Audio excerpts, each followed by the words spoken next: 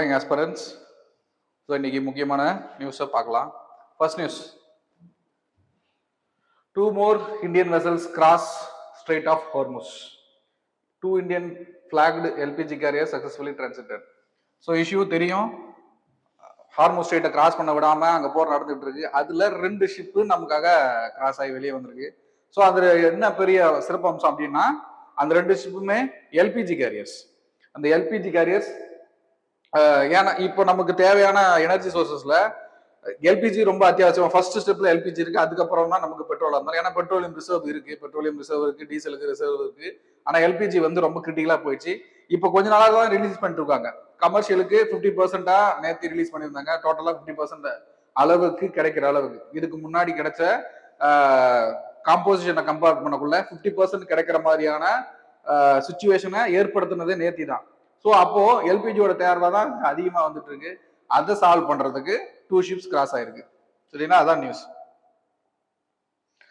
So அந்த ship அது மட்டும் இல்லாம ஜாக் வசந்த், அந்த 2 ஷிப் என்னன்னா Jag Vasant and pine gas arrival 26 to 28 நாளை, இன்னும் 2 நாள்ல ரீச் ஆக வாய்ப்பு ஜாஸ்தி.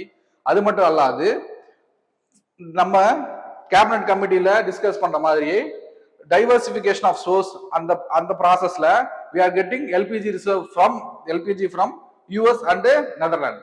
அந்த எந்தெந்த ஷிப்ல இருந்து வருது அப்படின்னா, ஹெலாஸ் கிளாடியேட்டர் அப்படிங்கிற ஷிப்ல நெதர்லாண்ட்ல இருந்தும், கேஸ் ஜூபிட்டர் அப்படிங்கிற ஷிப்ல யூஎஸ்ல இருந்தும் விசாகப்பட்டினம் போர்ட்டுக்கு ரீச் ஆகிறதுக்கான அந்த ஜேர்னி ஸ்டார்ட் ஆயிடுச்சு. ஸோ நமக்கு எல்பிஜி வந்து யூஎஸ் அண்ட் நெதர்லாண்ட்ல இருந்து கிடைக்க வரப்போகுது. இதுவும் நம்ம தெரிஞ்சுக்கணும். அது எதோட வெளிப்பாடுன்னா, கேபினட் கமிட்டியோட ரெசல்யூஷன் பாஸ் பண்ணியிருந்தாங்க இல்லையா, என்னன்னா டைவர்சிபிகேஷன் ஆஃப் எனர்ஜி ரிசோர்சஸ் செய்யணும் அப்படின்ட்டு. அதோட அடுத்த ஸ்டெப் தான் இந்த ஸ்டெப். ஸோ சப்ளை இப்போ எல்பிஜிக்காக டொமஸ்டிக் ப்ரொடக்ஷன் ஏற்கனவே நமக்கு ஆல்மோஸ்ட் ஒரு நாளைக்கு 85,000 மெட்ரிக் டன் அளவுக்கான எல்பிஜி நமக்கு தேவைப்படுது. அதுக்கான ப்ரொடக்ஷன் நம்ம வந்து ஒரு 40 to 50% டொமஸ்டிக் ப்ரொடக்ஷனே பண்ணிட்டு இருந்தோம். அந்த டொமஸ்டிக் ப்ரொடக்ஷன்ல ஏற்கனவே இருந்த அளவை விட மேல 40% இன்க்ரீஸ் பண்ணிருக்காங்க. எதுக்குன்னா இந்த எல்பிஜியோட தேவையை டேலி பண்றதுக்கு. கமர்ஷியல் அலோகேஷன் 20% இன்க்ரீஸ் பண்ணி டோட்டலா 50% கமர்ஷியல் எல்பிஜி கிடைக்கிற அளவுக்கு பார்த்துருக்காங்க. ஸோ பர் ஷிப், ஒரு ஷிப்ல அன்லோட் பண்ணக்குள்ள 24,000 டன்ஸ். ஸோ பிக்சர் வேரியா இருக்கும். நமக்கு ஒரு நாள் தேவைப்படுறது 85,000 டன் மெட்ரிக் டன். அந்த 85,000ல நம்மளோட டொமஸ்டிக் ப்ரொடக்ஷன் அடங்கும், இம்போர்ட்டும் அடங்கும். ஓகேவா? அந்த இம்போர்ட்ல ஒரு பாதி தான் இந்த 24,000 டன்.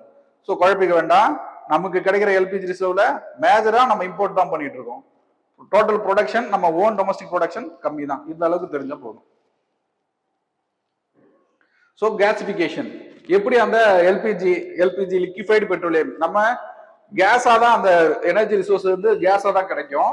அந்த கேஸை எப்படி லிக்விடா மாத்துறாங்கிற ப்ராசஸ் தெரியணும். ஏன்னா தொடர்ந்து கரண்ட் அஃபேர்ஸ் இருக்கிறதுனால நம்ம அதை தெரிஞ்சுக்கணும். First cooling.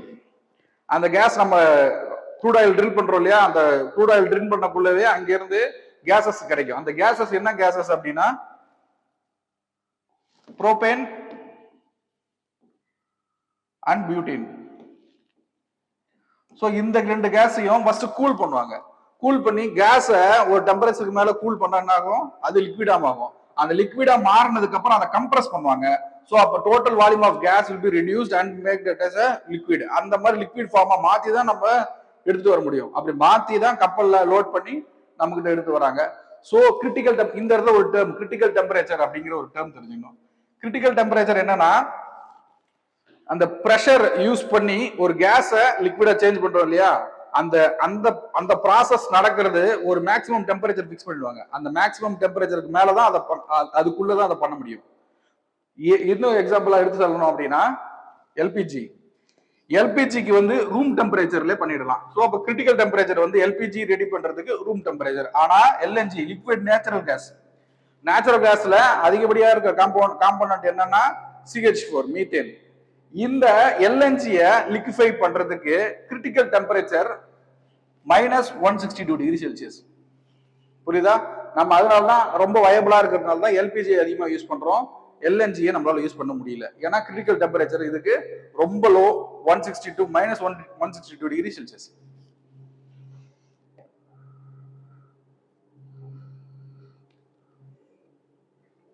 So strategic reserve இருக்கு இல்லைங்களா, பெட்ரோலியத்துக்கு ஸ்ட்ராட்டஜிக் ரிசர்வ் எந்த அளவுக்கு முக்கியமோ அதே அளவுக்கு எல்பிஜிக்கும் ஸ்ட்ராட்டஜிக் ரிசர்வ் ஒன்று ரெடி பண்ணிருக்காங்க. அதுதான் SALPG கேவரன் ப்ராஜெக்ட். கேவரன் ப்ராஜெக்ட்னா சாயிலுக்கு அடியில பாறை அதிகமா இருக்கிற இடத்துல எக்ஸ்கவேட் பண்ணி அந்த இடத்துல ஃபில் பண்ணுவாங்க.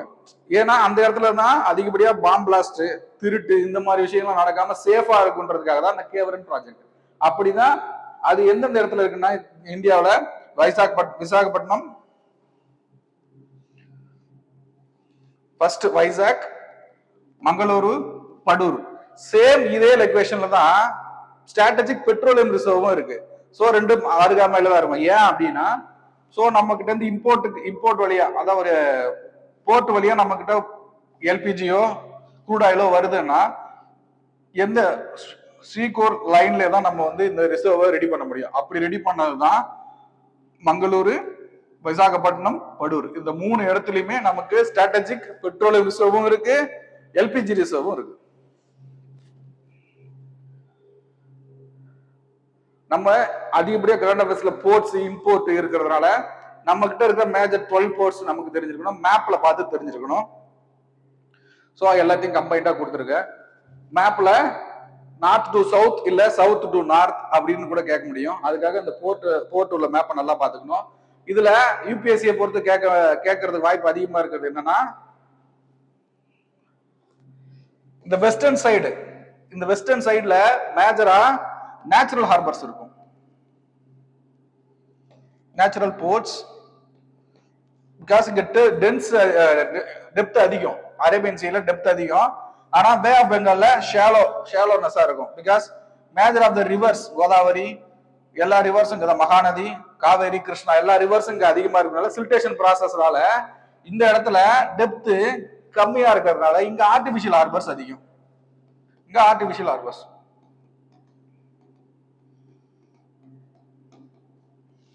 ஹார்பர்ஸ், ஸோ வெஸ்ட் கோஸ்ட்ல நேச்சுரல் ஹார்பர்ஸ், ஈஸ்ட் கோஸ்ட்ல ஆர்டிபிஷியல் ஹார்பர். மினரல் போர்ட் அதிகமா மினரல்ஸ், அயன் டெபாசிட்ஸை அதிகமா எக்ஸ்போர்ட் பண்றதுக்கு யூஸ் பண்ணப்படுற போர்ட் என்னன்னா பிரதீப், வைசாக், மர்மகோவா. இந்த போர்ட், இந்த சிறப்பம்சம், இந்த போர்ட்டுக்கான சிறப்பம்சம் என்னன்னா நேச்சுரல் ரிசோர்ஸை எக்ஸ்போர்ட் பண்றது. ஓகேவா? இன்னும் சொல்ல போனா மும்பை, கொச்சின், விசாகப்பட்டினம் இதெல்லாம் நேச்சுரல் ஹார்பர். சென்னை, தூத்துக்குடி, இன்னொரு இதெல்லாம் artificial manmade. Tidal port, only tidal port எதுன்னா காண்ட்லா இங்க இருக்குங்க. ஒன்லி டைடல் போர்ட் இந்த காண்ட்லா.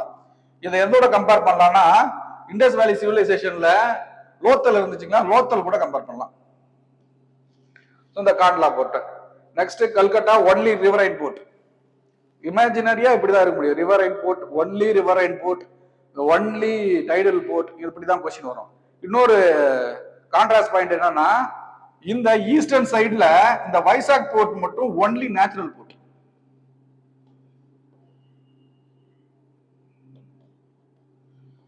Only natural port. இத மாதிரி கான்ட்ராஸ்டா இருக்கிற ஒரு பாயிண்ட் தான் கொஸ்டின்ல கேட்க வாய்ப்பு ஜாஸ்தி.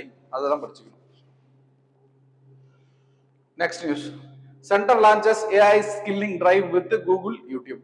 ஏஐ இல்லாம இதுக்கப்புறம் வரப்போற எந்த செக்டார்ஸுமே இல்லை, எந்த அட்வான்ஸ்மெண்ட்டுமே இல்லை. எஜுகேஷன்ல இருந்து, ஜாப்ஸ்ல இருந்து, ஸ்கில் செக்டார்ல இருந்து எல்லா இடத்துலயுமே ஏஐயோட டெவலப்மெண்ட் ரொம்ப அதிகமா இருக்கும். So to motivate that our government has taken an initiative. First initiative, National AI Skilling Initiative. Google and YouTube ஓட பார்ட்னர். என்னன்னா எஜுகேஷன், ஸ்கூல் ஸ்டூடெண்ட்ஸ், யூனிவர்சிட்டி ஸ்டூடெண்ட்ஸுக்கு ஏஐ ப்ரோக்ராமா ஃபவுண்டேஷன்ல இருந்து ஸ்கில் அப்ஸ்கில்லிங் வரைக்குமே எஜுகேஷன் கொடுக்கறதுக்காக தான் இந்த national AI skilling initiative.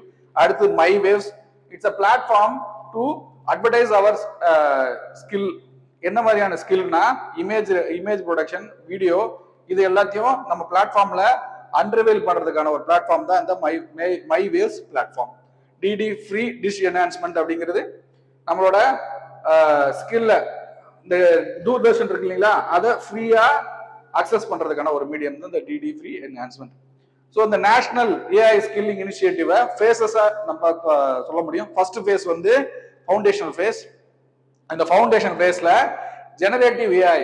ஏஐல generative AI அப்படிங்கிறது ஒரு ஒரு அப்ஸ்டெப்டு ஏஐ தான் இந்த ஜெனரேட்டிவ் ஏஐ. நம்ம கிட்ட இருந்து லேர்ன் பண்ற டைமிங் வந்து ரொம்ப சீக்கிரமாகவும் ரொம்ப எஃபிஷியன்டாகவும் எடுத்துக்கும் ஒரு சில ஏஐ. அதுதான் அந்த ஜெனரேட்டிவ் ஏஐ. அந்த ஜெனரேட்டிவ் ஏஐ பத்தி ஃபர்ஸ்ட் ஃபேஸஸ்ல எஜுகேஷன் தான். ஏஐ ஃபர்ஸ்ட் ஃபேஸ்ல ஜெனரேட்டிவ் ஏஐ பத்தியும் கிளவுட் பத்தியும் கொடுக்குற மாதிரி இருக்கும், ஸ்கில் டெவலப் பண்ற மாதிரி இருக்கும். அண்ட் செகண்ட் ஃபேஸ் வந்து Gemini, Vertex AI, storytelling, YouTube, இதோட அப்கிரேடட் வெர்ஷன் இதெல்லாம். ஸோ இந்த ஸ்டெப்ஸ் அண்ட் ஃபேஸஸ்ல கொண்டு போறது தான் இந்த national AI skilling initiative. Training 15,000 யூத்ஸ்க்கு ட்ரைனிங் கொடுக்கப்படும். அடுத்து மை வேவ்ஸ், ஏற்கனவே சொல்ல மாதிரி நம்மளோட ஸ்கில்ல அன்ரிவீல் பண்றதுக்குலாம் பிளாட்ஃபார்ம். அந்த ஸ்கில் எதை இன்கல்கேட் பண்ணது அப்படின்னா launched by ministry of information and broadcasting. இவங்க தான் வந்து main medium to expose our skill. Culture showcase, அந்த ஸ்கில் எப்படி இருக்குன்னா நம்ம கல்ச்சரை இன்க்ளூட் பண்ண மாதிரியான இருக்கணும். அதை ஃபோக்கஸ் பண்ணதான் இந்த my waves platform. Orange economy, so blue economy, green economy இருக்கு இல்லைங்களா? அதே மாதிரி ஆரஞ்சு எக்கானமி அப்படிங்கிறது இப்ப ட்ரெண்ட் ஆயிருக்கிற ஒரு விஷயம். அப்ப ஆரஞ்சு எக்கானமி அப்படிங்கிறது எதை இன்கல்கேட் பண்ணது அப்படின்னா creativity, culture and intellectual property. Creativity, culture and intellectual property அப்படிங்கிறது ஸோ ஒரு இமேஜ் ஜென்ரேஷனோ, ஒரு வீடியோ ஜென்ரேஷனோ, வீடியோ எடிட்டிங்கோ, இல்ல கண்டென்ட் கிரியேஷனை ஸ்ட்ரீம்லைன் பண்ணி மார்க்கெட்டிங் பண்றது, அதுதான் இந்த ஆரஞ்சு எக்கானமின்னு சொல்றது. இது ட்ரெண்ட்ல இருக்கிறது. இதை பத்தி கொஸ்டின் கேட்க வாய்ப்பு ஜாஸ்தி. Next news. ஸோ தொடர்ந்து மிடில் ஈஸ்ட்ல போர் நடக்கிறதுனாலையும் பெட்ரோல் இல்லாதனாலையும் பெட்ரோலோட ரைஸ் அதிகம், பிரைஸ் அதிகமா இருக்கு, எல்பிஜியோட பிரைஸ் அதிகமா இருக்கு. இதோ which leads to fall of Sensex. Nifty 50ல சென்செக்ஸ் டவுன் ஆயிருக்கு. இப்போ கரண்ட் அஃபேர்ஸ்ல நம்ம அதை பார்க்க வேண்டியது என்னன்னா, அந்த சென்செக்ஸ் ஃபால் ஆயிடுச்சு அப்படின்னா அதுக்கு ஒரு டேர்ம் சொல்றாங்க, பியர் கிரிப் அப்படிங்கிறது. பியர் கிரிப்னு ஒரு டேர்ம் சொல்றாங்க. சென்செக்ஸ் வந்து தொடர்ந்து ஃபால் ஆச்சுன்னா அதோட பேர் வந்து பியர் ஃபால்னு சொல்லுவாங்க. அதை பத்தி நம்ம தெரிஞ்சிருக்கணும். So rupee under pressure, Sensex down ஆயிடுச்சுனாலே ஆட்டோமேட்டிக்கா ருப்பியோட டிமாண்ட் கம்மியாருன்னு அர்த்தம். அண்ட் ருப்பியோட வேல்யூ வில் பி ரெடியூஸ்ட். அதுதான் நடந்துட்டு இருக்கு. Bull market. ஸோ பியர் அப்படிங்கிறது சென்செக்ஸ் வந்து டவுன் ஆகிறத குறிக்கிறதான ஒரு சிம்பிள். அதே மாதிரி சென்செக்ஸ் வந்து ஒரு சில டைம்ல அதிகமாயிடுச்சு, தொடர்ந்து அதிகமாகிட்டே இருக்கு அப்படின்னா அது வந்து புல் மார்க்கெட் அப்படின்னு சொல்லுவாங்க. ஸோ ஏன் அந்த புல்னு சொல்றாங்கன்னா, bull attacks upward with it horns. Bull attack பண்றது ஸ்ட்ரெயிட்டா மேல அடிக்கிற மாதிரி இருக்கும், அதனாலதான் அதை புல் மார்க்கெட் அப்படின்னு சொல்றாங்க. ஓகேவா? Next pier market. பியர் அப்படிங்கிறது சென்செக்ஸை டவுன்ஃபால் ஆகிறது, டவுன்ஃபால் ஆகிறதும் டவுன்ஃபால் ஆகிற சிச்சுவேஷனை கிரியேட் பண்ணி வச்சிருக்கிறதுனா பியர் மார்க்கெட்னு சொல்லுவாங்க. ஸோ பியர்னா downwards with it claws, attack பண்றது பியர் வந்து டவுன்வர்ட்ஸ்ல அட்டாக் பண்ணும், அதனால அது பியர் மார்க்கெட்னு சொல்லுவாங்க. Next news. New way helps superconductor break the temperature record. So இதுக்கு ஒரு கான்செப்ட் ஓரியன்டடு, ஸோ கொஞ்சம் எக்ஸ்பிளைன் நல்லா பண்ணா நல்லா புரியும். ஃபர்ஸ்ட், சூப்பர் கண்டக்டர் அப்படிங்கிறது ஒரு மெட்டல் எந்த ஒரு எனர்ஜி லீக்கேஜும் இல்லாம அதிகப்படியான இப்ப அவுட்புட் வந்து இப்ப இந்த எட்ஜ்ல ஒரு கரண்ட்டை பாஸ் பண்றோம்னா அதே அளவுக்கான கரண்ட் இங்க பாஸ் ஆகிடணும். அதுதான் சூப்பர் கண்டக்டிவிட்டி. இது இல்லாததுனாலதான் நம்ம ஆர்டினரியா ஒரு ஒயரை ஏதோ ஒரு கரண்ட் பாஸ் பண்ணிட்டே இருக்கோம்னா அந்த மெட்டீரியலே சூடாகும். அதிகப்படியா மொபைலே வந்து நம்ம ரொம்ப நாள் யூஸ் பண்ணோம்னா சூடாகிறது காரணம் என்னன்னா, அந்த உள்ள இருக்கிற எனர்ஜி பாஸ் ஆகக்குள்ள எனர்ஜி லீக்கேஜ் ஆகிறதுனால தான். இப்போ அந்த யூசேஜே நம்ம வந்து சூப்பர் கண்டக்டிங் மெட்டீரியல் பண்ணோம்னா எந்த எனர்ஜி லீக் ஆகாது, ஹீட் ஜென்ரேட் ஆகாது. ஸோ இப்போ ஆர்டினரியா நம்ம யூஸ் பண்ற மெட்டலை விட சூப்பர் கண்டக்டிவிட்டி உள்ள மெட்டல்ஸை யூஸ் பண்ணுங்கிறதா நம்மளோட சயின்டிபிக் அட்வான்ஸ்மெண்ட் லெவலுக்கு போகிறது. ஸோ அதனாலதான் நமக்கு மார்க்கெட்ல சூப்பர் கண்டக்டிவிட்டி மெட்டீரியல்ஸுக்கான டிமாண்ட் வந்து எப்பயுமே அதிகமா இருக்கிறது. இப்ப என்ன நியூஸ் அப்படின்னா, இந்த சூப்பர் கண்டக்டிவிட்டி ஒரு மெட்டீரியலுக்கு எப்ப அச்சீவ் ஆக முடியும் அப்படின்னா, அந்த material so called some X material அப்படின்னா, அந்த எக்ஸ் மெட்டீரியல் ரொம்ப பிலோ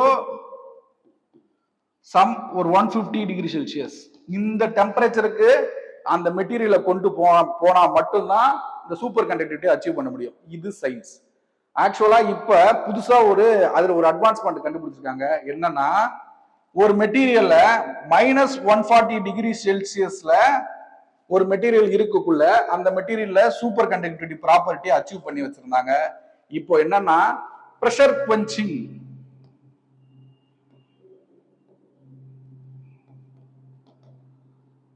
ப்ரெஷர் பஞ்சிங் அப்படிங்கிற ஒரு ப்ராசஸ்ல இந்த -140°C பண்ணக்கூடிய சூப்பர் கண்டக்டிவிட்டிய -120°லயே பண்ண முடியுது.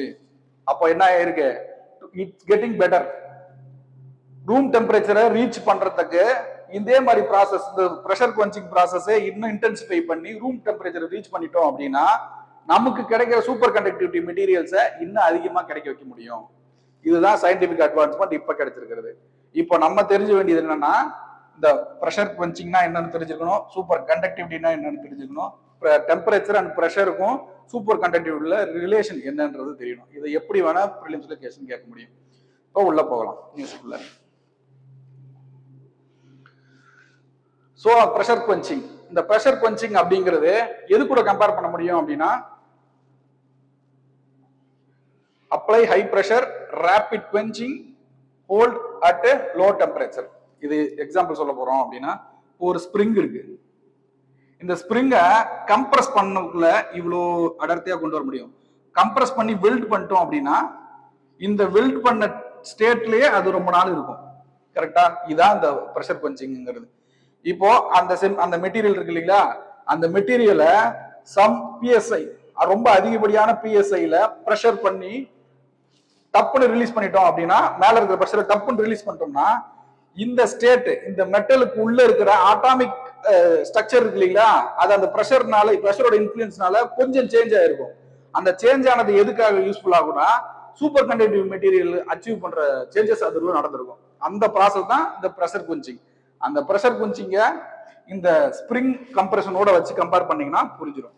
ஓகே, நெக்ஸ்ட் இது டெவலப் பண்ணது லியாங்ஜி டென்சிங் அப்படிங்கிற ஒருத்தரும், சிங் வு சு அப்படிங்கிற ஒருத்தர் தான் இது கண்டுபிடிச்சிருக்காங்க. ஸோ இது உடனே யூஸ் ஆகாது. ஸோ இந்த ப்ரெஷர் குவென்சிங் மூலமா இன்னும் அதை இன்டென்சிஃபை பண்ணிட்டே இருக்கணும். இந்த அட்வான்ஸ்மெண்ட்டை ஃபுல்லா ரீச் பண்ணிட்டே இருந்தோம்னா அந்த சூப்பர் கண்டக்டிவிட்டி மெட்டீரியல் அச்சீவ் பண்றது ரொம்ப எக்கனாமிக்கலா உள்ள வந்துடும்.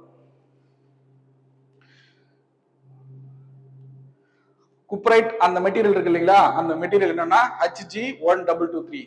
அது ஒரு குப்ரைட் சூப்பர் கண்டக்டர்னு சொல்லுவாங்க. காப்பர் ஆக்சைடு உள்ளடக்கியது. இப்படிதான் இருக்கும் அது பார்க்கக்குள்ள, இமேஜ்ல இப்படிதான் இருக்கும். இதுக்கு முன்னாடி ரெக்கார்ட் பண்ணது அந்த மெட்டீரியல்ல சூப்பர் கண்டக்டிவிட்டி அச்சீவ் பண்ணது -140°C. இப்ப அந்த ப்ரெஷர் குவென்சிங் மூலமா அச்சீவ் பண்ணது -122°C. Significance, electron pairing mechanism, structural turning, இதெல்லாம் நான் சொன்னேன் இல்லையா, அந்த ப்ரெஷர் குவென்சிங் பண்ணக்குள்ள இந்த ஸ்ட்ரக்சர் சேஞ்ச் ஆயிட்டு சூப்பர் கண்டக்டிவிட்டி அச்சீவ் பண்ணும். அப்ளிகேஷன். ஸோ அப்ப அந்த சூப்பர் கண்டக்டிவிட்டி மெட்டீரியலை எங்கெல்லாம் யூஸ் பண்றோம்னா, எம்ஆர்ஐ ஸ்கேனிங், மெக்லவ் ட்ரெயின், இந்த இடத்துல இப்ப ஆக்சுவலா நம்ம யூஸ் பண்ணிட்டு தான் இருக்கோம் சூப்பர் கண்டக்டிவிட்டியை. அப்போ ஒரு மெட்டலை சூப்பர் கண்டக்டிவிட்டி ஸ்டேட்ல வச்சு யூஸ் பண்றதுக்கு அந்த -டிகிரில வேணும். அப்போ இப்ப யூஸ் பண்றது எப்படி யூஸ் பண்ணிட்டு இருக்கோம் அப்படின்னா, இப்ப இதான் இந்த மெட்டீரியல்னா, இந்த மெட்டீரியலை சுத்தி liquid helium and liquid hydrogen, nitrogen, இது ரெண்டுத்தையும் இந்த மெட்டீரியலை சுத்தி பேட்ச் பண்ணிட்டோம் அப்படின்னா அந்த மெட்டீரியல் சூப்பர் கண்டக்டிவிட்டி ஸ்டேஜுக்கு போயிடும். அப்படிதான் நம்ம யூஸ் பண்ணிட்டு இருக்கோம். இப்போ இந்த ஹீலியம் நேச்சுரல் கேஸ் எக்ஸ்கவேஷன்லயும் இந்த நைட்ரஜன் அட்மாஸ்பியர்லயே கிடைக்குது. ஆனா இதை எடுத்து யூஸ் பண்றதுக்கான அந்த ப்ராசஸ் இருக்கு இல்லையா, அது ரொம்ப காஸ்ட்லி. இப்போ அந்த ப்ரெஷர் குவென்சிங்னால இந்த ரெண்டு தேவையும் குறைஞ்சிடும். இதுதான் இப்ப நம்ம சயின்டிபிக் அட்வான்ஸ்மெண்ட்ல நம்ம அச்சீவ் பண்ண போறது. காஸ்ட் கம்மியா சூப்பர் கண்டக்டிவிட்டி அச்சீவ் பண்ண போறோம். Mark question, explain pressure quench protocol. இப்ப எக்ஸ்பிளைன் பண்ணோம் இல்லையா, அதுதான் மறுபடியும் எக்ஸ்பிளைன் பண்ணோம். Developed by university of Houston. How does this approach address the long standing challenge of preserving high pressure superconductivity state at ambient condition. இப்ப எக்ஸ்பிளைன் பண்ணது தான் வேர்ட்ஸ்ல எழுதுங்க, அப்ளிகேஷன்ஸை கொடுங்க. 150 வேர்ட்ஸ்ல 2 பக்கத்துக்கு எழுதி கொடுத்தீங்கன்னா திருத்தி தருவோம். எழுதி போட்டோ எடுத்து கமெண்ட்ல அப்லோட் பண்ணுங்க. தேங்க்யூ.